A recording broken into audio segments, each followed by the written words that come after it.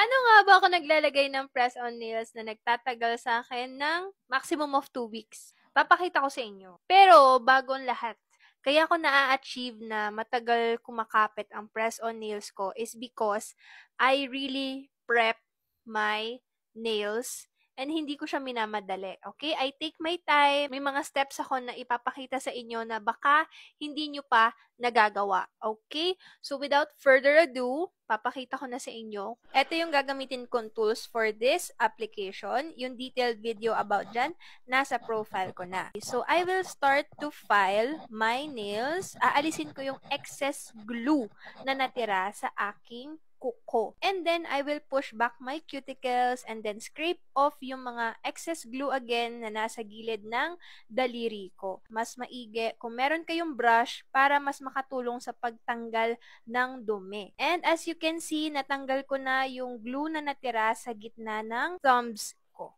Same process lang din kapag bare nails. And then, I will use this alcohol to clean my nails. Punasan nyo ng maigi para mawala yung mga dumi. After that, I will cut my dried skin sa may cuticle area. Gumamit kayo ng matalim na nipper para mas smooth ang inyong pagtanggal. Malinis na both. And then, eto nga pala ang aking napili.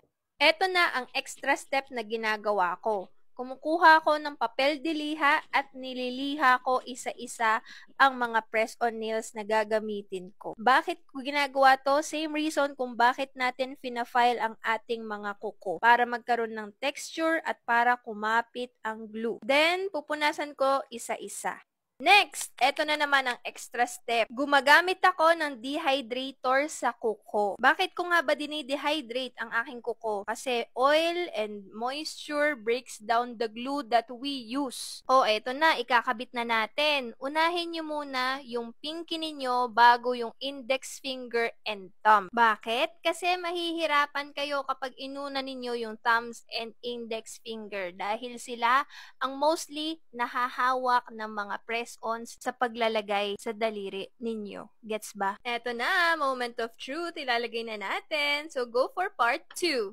Charing lang, hindi ko na kayo bibitinin. Ito na yung last part. Kung gusto ninyong mas kumapit talaga, lagyan nyo ng glue yung fingernails and yung press-on nails ninyo, katulad ng ginagawa ko. Tapos, ikakabit ko siya at a 45-degree angle para ma-seal yung sa cuticle area ko and then I will press down sa gilid para ma-seal din yung gilid. Bakit ko ginagawa to? Para hindi makapasok ang tubig sa loob and mag-cause ng fungus. Yun yung green na tinatanong ninyo sa comment section. Kailangan nating maiwasan yon. Finish na! So, sana naman may natutunan kayong bago and i-apply ninyo kapag maglalagay din kayo ng press-on nails. Dito pinapakita ko, nagkamali ako na pagpalit ko ang index finger at middle finger ng bawat isa, kaya ang saya. Ayun lang, bye! Ay, shoot ka.